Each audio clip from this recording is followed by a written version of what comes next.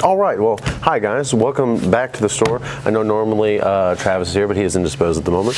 I'm Brian. I'm one of the other guys here at the store. We're going to talk about this week's books.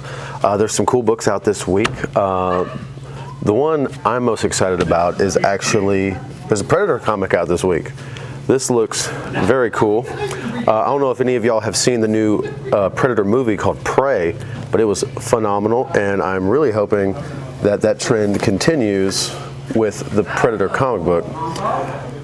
I flipped through it a little bit earlier. Looks kind of cool. Very interesting setup in that book. I don't want to spoil anything, but it looks very cool, very different. Something they have not done in any of the films, especially involving like the human characters. I think it'll be very interesting. One thing I'll note about it is full sci-fi. It is not just the Predator hunting someone on Earth. It is actually like seemingly out in the universe somewhere. There's spaceships and things, so that's really cool. There hasn't really been a Predator movie or I guess a story that we've got to see in any kind of big picture way that was actually sci-fi beyond the aliens themselves. So that would be really cool. It is also Marvel's first #1 for that series, which is very cool. And who knows, maybe down the line we're going to get an Alien versus Predator, since now they do both those comics. What else do we got? We got X-Men Legends. X-Men Legends looks really cool. It is a story that happens right after the original appearance of Wolverine and his fight with the Hulk. It's some kind of continuation off of that, him tracking down the Hulk, them having additional fights and some kind of mission Wolverine goes into after that. It looks like they're going to flesh out that time period before he becomes an official X-Men. It looks very fun. We have Deceased. I don't know if y'all have seen Deceased. It is essentially zombies in the DC universe. It is very cool how dark and crazy it gets. It's in its own continuity, so of course tons of characters get killed in all kinds of crazy ways and lots of crazy fights. This one is, what is this? War of the Undead Gods. It is going to be involving characters like Darkseid becoming a zombie and like some of the new god characters and more like cosmic realm. I think for the most part all of the previous DC comics have been kind of contained to Earth. There hasn't been a lot of like big universe spanning stuff, and this one is definitely getting more cosmic, and it's going to be weird, I think, to see undead cosmic gods. Sounds cool. What else do we got? We actually have Lego Ninjago by Image Comics. I don't know if anyone on here likes some of the Lego animated series. Ninjago is actually super popular. I know. I have not personally watched a ton of Ninjago. I do love me some Legos though, and I know that they are a group of ninjas, and they have spin jutsu powers, which is very interesting. They look like the Tasmanian devil or something when they're using their powers. I've actually had, kind of surprisingly in a way, a few people who've come in and asked about this comic. They were very excited to see that there was a Ninjago comic. So it's kind of weird, but it's kind of cool, and I'd be interested to see where it would go. I know a lot of like the more, what people would think is kid-focused stories like Power Rangers and stuff, getting really good comics that even as an adult you can really appreciate, really enjoy. They kind of hit that perfect middle ground of like almost PG-13 or maybe even actually going to like a PG-13 kind of rating. So like you really could let the young ones enjoy it, or you could really enjoy it yourself, you know. So that could be very cool. And last but not least, we have Ms. Marvel and Wolverine. Ms. Marvel and Wolverine is one of several one-shots they're coming out with over at Marvel. They're teaming up characters like Ms. Marvel and Moon Girl into a number of one-shots where they team up with some other character. This one happens to be Ms. Marvel and Wolverine, of course. And they basically have a little misadventure together, and you get to see these characters interact. You know, Wolverine is kind of long-lived at this point. He's a very enjoyed and loved character. Ms. Marvel, she's only like 10 years old. She's a much fresher character, and I know she is definitely more, she's young, she's more lighthearted. I think it'd be really interesting to see how she interacts with the grittiness that is Wolverine and all the things that he does. All right. So I think moving on next, we're gonna talk about these books, and with We'll be right back. Right back. All right, well, we're back, and, not Travis, but just as informed, or probably more so. I don't know. What do you say? Maybe more so. I don't know. I read a lot of stuff that Travis We'll doesn't. replay this for Travis later. I definitely, I am the book guy in a sense. I do enjoy a number of stories. Yeah. Well, I mean, we got an interesting lineup here. Now, this, I'm a Wolverine fan, but I'm not a Miss Marvel fan. And this is the thing that gets me with comics is they force me to read things I don't want to, and then most of the time I actually end up enjoying it. So that is a trick that the industry has done for a very long time. I think one of the earliest examples of it is like Green Arrow and Green Lantern.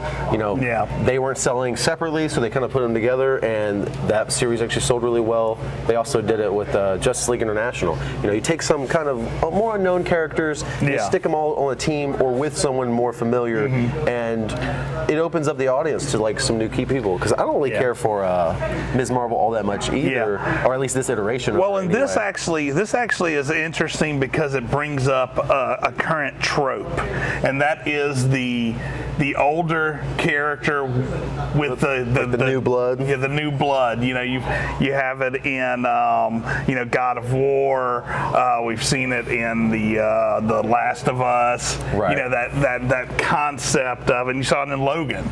Right. With X-23. Yeah. So this has been something that's been a newer trope that we've seen in TV and movies, and you're getting that in comics too with that. So that's an interesting feel. I actually am interested in looking at that one because of that. With something like that, I think particularly, I would want to read it because I bet I would love Logan's interactions with her. Yeah. Some of those like long-lived characters that we really love, like Batman, or I would say Wolverine, they have that similar like kind of grittiness to them. But a lot of times, my favorite things with them is either when they do what they do best really well, or when they just do stuff with characters you don't expect them to do. Sometimes it's really fun. I mean, like we recently saw Doctor Strange and American Chavez, another one of those type examples. So next, Lego. Ninjago. Now, I've only seen a couple of episodes of this with some nieces and nephews. Yeah, I've got not my cup of tea. But, if it's done well, and this is something I think with all, obviously younger audience type movies, cartoons, and comics, if you do them well, you put in enough so that the adults can enjoy it too, without scaring away the children. Right, like I think that's, you see that a lot in like My Little Pony. Like, I remember when My Little Pony came out and I was like, okay, that's back. I kind of remember that when I was like real little. Being popular for a time, and then it kind of lulled out. But I actually watched like the movie that started it, and I was like, I can see why adults would like this too. There's like jokes that are definitely there for the parents, definitely there for the adults. You're a Bronny? No, I wouldn't say that. I just wanted to see what the hype was, and I've only seen like that one movie. I haven't actually watched like the show, but it reminded me. Like a lot of times, I harken back to Happy Feet. Happy Feet is a cute animated movie about penguins, and there's a ton of jokes that kids will not get in that, but there's also a ton of stuff kids would love in that. Oh yeah. And it is a smart thing to do. So I mean, if they can pull it off, I mean, that could be a really popular comic. And if it's long-lived enough, eventually the people who are enjoying that as youngins now will be adults. And kind of like what I was saying with the Power Rangers, now they make content focused towards people like my age. Yeah. And it's really good. So, if it's Ninjago is very long-lived, maybe we'll get that. We'll see. And then, of course, Predator, you actually talked a good bit about this in the first segment. I haven't seen the recent movie. I actually had low expectations for the upcoming movie. Or the last one was a little disappointing. Yeah. So hearing from you and hearing from Travis earlier that the movie was good, that's my hopes. Now, hopefully, I won't get dashed when I go and see it. Hopefully, I really ain't enjoyed fluffing it too much. But it did a lot of, I think, wise things with how it set it up. All right. So, I mean, if you're interested in the movie, obviously the comic is also a good place to get some material. So, yeah, awesome. Yeah. What else we got there? We got Deceased, War of the Undead Gods. Okay. It's not vampires, which maybe that's why Travis didn't show up this time, is because he didn't have his vampires to keep him company. It's not that kind of undead, Yeah. But still, in the era, it's undead, so it's zombies. It's in the zone. So yeah, I mean, all those spin-offs like that are usually I'll say interesting. this one, like I was saying earlier, seems to be taking it from Earth, going out into the universe, getting a lot crazier with it. Okay. Having the new gods be involved, being infected. You have, of course, what is it? Yeah. Darkseid on the cover. Yeah, no, I love this cover now. The cover looks nice. The cover's fantastic. And then I guess last we have a retelling or Legends. Kinda. It's like it's like a 1.5 kind of thing, because it's sort of a retelling of what was it, Hulk 181, but it's not at the same time. 181 happens, and then immediately this book happens. Okay. It's kind of like this happened in between when we first see Logan and the next time we see Logan. And it seems like that's what this story is going to do, because he's in his original outfit. With the face lines. That really horrible outfit. Yeah, I thought I'll put some pictures up of it. I took a picture of it. X-Men redesigned his mask just enough to make it look really cool. Yeah. I think the lines on his face are supposed to be like whiskers. Yeah, no, man. And they look a little funny. I looked at this and it looks so bad. His like the cover doesn't look that bad, but when you get in here and you start seeing the costume, it does not look so great. I don't know, it just looks sort of distorted almost. We are very used to the new suit. Yeah, and they think turned the fins into like the big head fins he has, and they took the whiskers away, and it really. Let us know in the comments what you think of the classic or more classic. The first appearance suit versus giant size X-Men. So, all right, I guess that's it, man. What's your pick? Which one are you most interested in? Oh, I'm definitely most interested in Predator. Okay. I want to see where that goes. With the acquisition of Fox by Disney, all those Fox titles moved from whatever companies they were at to Marvel, and there has been some books in the past that Marvel has got a hold of, like Conan, that I was not so interested in their version of it. But they seem to have been very true to Alien so far, which that's very cool, and I've definitely always leaned a little more towards wanting to dig deeper into Predator versus Alien. I feel like the movies do a good job of showing you a broader universe.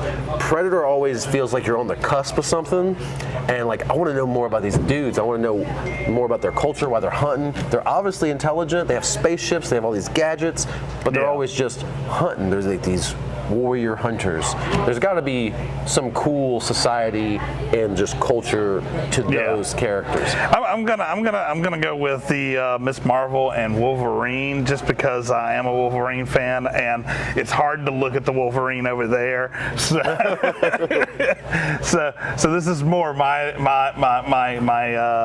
I guess candy to my eye than that Wolverine. So I do enjoy a good Wolverine story, and like I said, I've also enjoyed that whole trope that they're pulling there. So we'll see how it goes. When it's done well, when you have two characters of like, I guess a lot of times you see it's an age difference, big age difference, and a big personality difference. I usually think if they can bounce off each other in a fun way or balance each other out in some way, it comes out pretty good. Well, I think it adds to a little bit of a nostalgia, because I mean, as a lot of comic book readers have gotten older, they have kids, they have nieces, they have nephews. You can see two groups of people enjoying that. So that'll be good. I think that'll be my pick. And so, all right. Well, guys, thanks for watching. Hopefully you enjoyed. Hopefully I did all right. That he didn't screw up too bad. I know I did great. So, all right, guys, thanks for watching. As always, we hope you enjoy. Thank you.